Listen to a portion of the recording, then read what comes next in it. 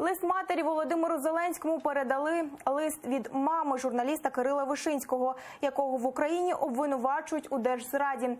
Листоношею попрацював не хто інший, як скандально відомий головний редактор «Ехо Москви» Олексій Венедіктов.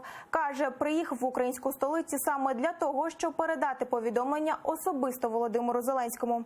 У телеграм-каналі журналіст написав: адресату передав. Про що йдеться у листі, не знає. Поки шуляв Києвом та милувався красою міста, з Офісу президента йому запропонували відвідати Вишинського у Лук'яновському СІЗО.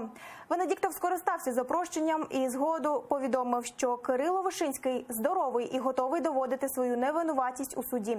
Нагадую, журналіста Вишинського затримали в Києві у травні минулого року і порушили кримінальну справу. Обвинувачують у держзраді. Йому загрожує 15 років позбавлення волі. У Москві вважають обвинувачення політично мотивованим, хоча не виключають його обміну на загратованого на 20 років Олега Сенцова.